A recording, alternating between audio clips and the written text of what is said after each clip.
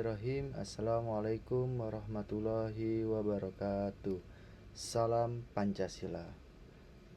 Dalam video kali ini kita akan membahas materi mengenai Bhinneka Tunggal Ika dalam mengenali semangat kebangsaan, yaitu nasionalisme, atau istilah lainnya paham kebangsaan, nasionalisme, dan menjaga negara kesatuan Republik Indonesia. Apa itu nasionalisme? Nasionalisme itu adalah sebuah perasaan, kecintaan, dan kebanggaan kita terhadap tanah air tanpa memandang rendah bangsa lain atau chauvinisme.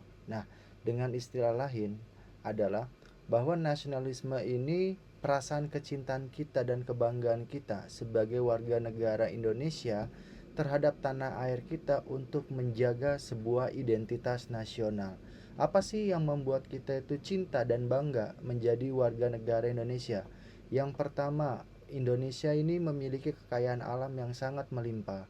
Lalu yang kedua, Indonesia ini memiliki ciri khas tersendiri, di mana bangsanya itu dikenal dengan ramah tamah, sopan santun, gotong royong, dan lain sebagainya.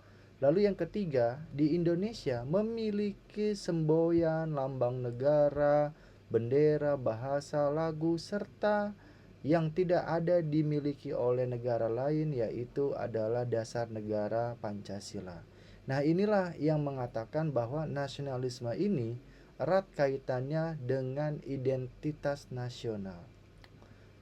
Apa sih ciri-ciri orang yang memiliki rasa nasionalisme yang sangat tinggi? Yang pertama, ciri-ciri negara yang sudah ada rasa nasionalisme, yang pertama adalah telah terciptanya semangat persatuan dan kesatuan.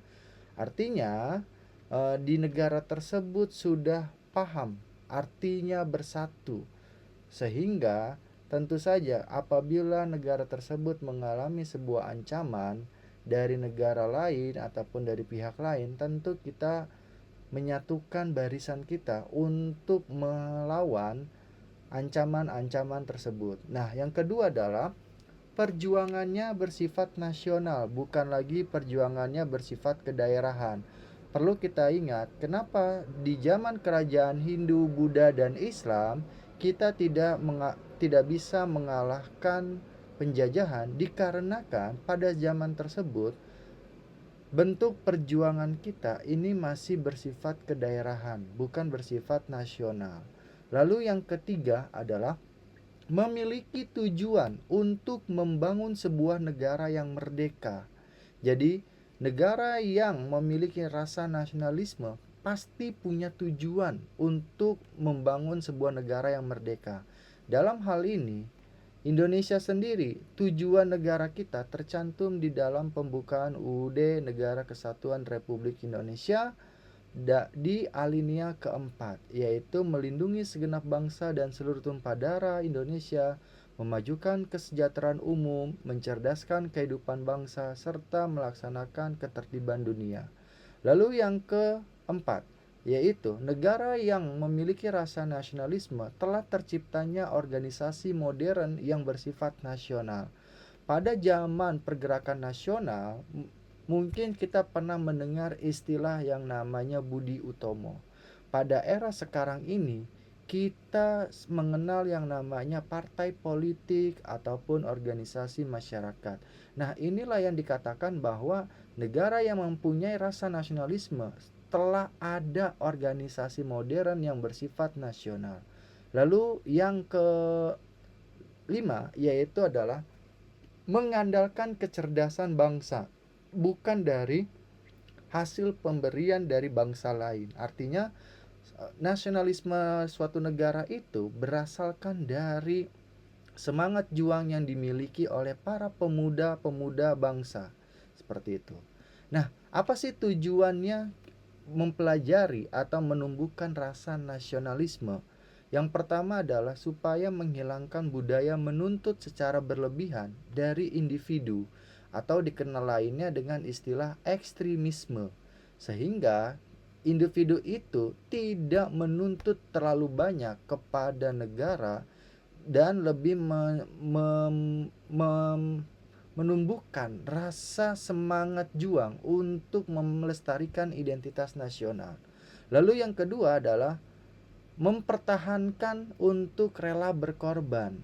Nah, jadi adanya rasa nasionalisme ini supaya menumbuhkan semangat rela berkorban, menciptakan rasa terhadap tanah air, menciptakan rasa saling menghargai antar sesama. Artinya, semangat persatuan dan kesatuan itu diaktualisasikan dalam kehidupan kita dengan cara saling menghargai satu sama lain. Nah, pada video sebelumnya saya pernah mengatakan bahwa bersatunya Indonesia ini berawal dari sebuah adanya perbedaan, sehingga kita membutuhkan semangat sikap saling menghargai satu sama lain. Lalu yang kelima adalah menciptakan perdamaian dan mempertahankan persatuan. Inilah tujuan dari adanya semangat nasionalisme. Lalu bagaimana sih cara kita meningkatkan rasa nasionalisme? Ini ada 3 cara. Yang pertama adalah gemar membeli produk dalam negeri, mengharumkan nama baik bangsa dan negara, menghargai jasa para pahlawan. Nah, menghargai jasa para pahlawan mungkin pada saat kita bersekolah sering banget guru-guru kita itu menyuruh kita untuk memasang foto-foto para pahlawan supaya kita mengenal jasa para pahlawan yang telah gugur memperjuangkan ataupun mempertahankan kemerdekaan. Nah, lalu apa sih faktor terbentuk adanya semangat rasa nasionalisme? Faktor terbentuknya berasal dari dalam negeri maupun dari luar negeri. Yang pertama adalah kejayaan di masa lalu. Perlu kita ingat bahwa di zaman kerajaan Hindu-Buddha, tepatnya di kerajaan Majapahit dan Sriwijaya, di mana pada saat itu dikenal dengan istilah eh, kerajaan terbesar di seluruh Nusantara, sehingga itulah yang menumbuhkan semangat rasa nasionalisme yang ada di dalam bangsa Indonesia. Lalu yang kedua, memiliki persamaan senasib dan seperjuangan. Artinya, bangsa Indonesia ini memiliki nasib yang sama. Sama-sama dijajah, sama-sama ingin merdeka, sama-sama ingin memperjuangkan atau mewujudkan cita-cita dan tujuan negara Indonesia. Lalu yang ketiga, memunculkan atau munculnya golongan-golongan terpelajar seperti Insinyur Soekarno, Muhammad Hatta, Sultan Syahrir, Agus Salim, Ki Hajar Dewantara, dan masih banyak lagi golongan-golongan terpelajar. Lalu yang kedua, unsur dari luar negeri. Kemenangan Jepang atas Rusia pada saat itu menumbuhkan rasa semangat nasionalisme yang sangat tinggi di tubuh bangsa Indonesia. Lalu yang kedua, munculnya paham-paham modern seperti adanya gerakan revolusi industri di Inggris, revolusi Prancis di Prancis, serta perjuangan orang-orang yang berada di bangsa Amerika, seperti itu. Nah, munculnya paham modern ini seperti paham liberalisme, kemudian paham sosialisme, seperti itu. Itulah yang memunculkan semangat nasionalisme yang ada di dalam diri bangsa Indonesia. Kemudian terbentuknya gerakan pan-islamisme yang ada di Timur Tengah. Lalu prinsip ataupun dari sikap dari nasionalisme ini memiliki 5 prinsip. Yang pertama, unity, kesatuan. Artinya nasionalisme ini kesatuan dalam sebuah wilayah teritorial. Nah, wilayah teritorial ini adalah wilayah yang berada di dalam suatu negara, memiliki kesatuan ideologi, bahasa, pemerintahan, perekonomian, serta pertahanan negara.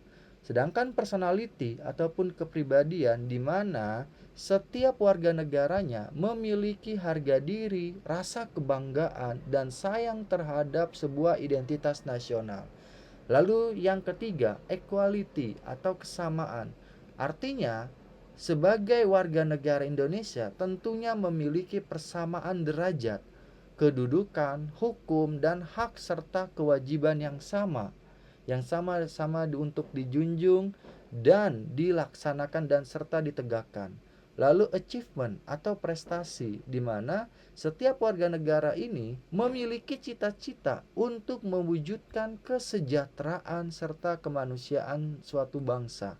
Freedom, kebebasan ini artinya setiap warga negara ini memiliki kebebasan untuk berserikat, berkumpul, berpendapat, berorganisasi, ataupun menentukan agama yang telah dijelaskan di dalam pasal 27, 28, 29 hingga pasal 34 tentang sebuah kebebasan atau hak. Lalu apa sih contoh dari nasionalisme dalam kehidupan sehari-hari? Contoh yang paling sederhana adalah sebelum kegiatan belajar mengajar di kelas, kita senantiasa semangat untuk menyanyikan lagu Indonesia Raya. Lalu yang kedua, melaksanakan kegiatan upacara bendera setiap hari Senin. Mengamalkan nilai-nilai Pancasila dalam kehidupan sehari-hari. Mulai dari sila pertama, sila ketuhanan, hingga dengan sila kelima, sila keadilan sosial. Lalu yang keempat adalah menggunakan bahasa Indonesia dengan baik dan benar. Tentunya menggunakan bahasa Indonesia dengan baik dan benar ini baik secara lisan maupun secara tertulis, sehingga itulah bisa kita terapkan di dalam kehidupan sehari-hari. Bentuk perjuangan yang bersifat nasional salah satunya adalah perjuangan sosial budaya, yaitu dengan lahirnya Budi Utomo yang dicetuskan oleh Dr. Wahidin Sudirohusodo. Nah, namun pada perjalanan panjangnya di mana Budi Utomo ini akan melakukan perjuangannya bersifat politik. Lalu yang kedua adalah perjuangan ekonomi, yaitu yang diperkenalkan oleh Haji Samanhudi dengan organisasinya Sarekat Dagang Islam. Sehingga nanti pada saat perjalanannya tersebut, Sarekat Dagang Islam ini terpecah menjadi Sarekat Dagang Islam Merah dan Sarekat Dagang Islam Putih. Perjuangan keagamaan ini dicetuskan oleh dua tokoh agama, yaitu Hasyim Asy'ari, kemudian ada yang namanya Ahmad Dahlan, yaitu dengan organisasinya Muhammadiyah dan Nahdlatul Ulama. Kemudian perjuangan politik ini dengan munculnya organisasi Indis Parties yang dikenal dengan atau yang dibentuk oleh tiga serangkai. Perhimpunan Indonesia dan PNI. Perhimpunan Indonesia ini adalah untuk mahasiswa Indonesia yang belajar di luar negeri. Partai Nasional Indonesia ini didirikan oleh Soekarno untuk memperjuangkan kemerdekaan. Lalu perjuangan kedaerahan ini dikenal dengan istilah Jong Java atau pemuda dari Jawa, pemuda dari Sumatera, pemuda dari Sulawesi. Nah, inilah perjuangan kedaerahan. Sedangkan perjuangan kepemudaan ada Tri Karo Darmo, Indonesia Muda, Perhimpunan Pelajar Indonesia. Inilah yang dikatakan bahwa sebuah negara yang memiliki rasa nasionalisme yang tinggi tentunya memiliki organisasi modern di dalamnya. Nah, lalu pertanyaannya, apa perbedaan antara nasionalisme dan cinta tanah air? Nasionalisme ini lebih memfokuskan kepada identitas nasional atau dikenal juga dengan wawasan kebangsaan. Inilah namanya nasionalisme. Sedangkan cinta tanah air lebih memfokuskan selain dari identitas nasional atau wawasan Nusantara. Nah, wawasan Nusantara ini adalah sebuah cara pandang bangsa Indonesia terhadap lingkungannya yang serba beraneka ragam. Tentunya wawasan Nusantara ini memiliki materi lain, sehingga nanti akan saya sampaikan pada video pembelajaran selanjutnya. Lalu apa sih contoh dari sikap cinta tanah air? Contoh sikap cinta tanah air yaitu adalah melestarikan kebudayaan, membeli ataupun memakai produk dalam negeri, menjaga kelestarian alam, mematuhi peraturan, menghargai jasa pahlawan, serta menjaga persatuan. Nah, tentunya memakai produk dalam negeri ini disebut juga dengan cinta tanah air. Lawan dari cinta tanah air disebut juga dengan sikap xenocentris pakai X ya, xenocentrisme. Xenocentrisme itu adalah di mana warga negara itu lebih bangga membeli atau memakai produk dari luar negeri. Seperti itu.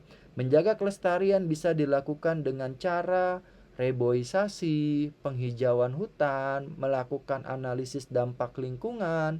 Nah, inilah salah satu bentuk bagian dari sikap cinta tanah air. Mungkin itu saja yang bisa saya sampaikan dari video pembelajaran kali ini. Tetap semangat belajarnya. Kurang lebihnya mohon maaf. Billahi taufik walhidayah. Wassalamualaikum warahmatullahi wabarakatuh.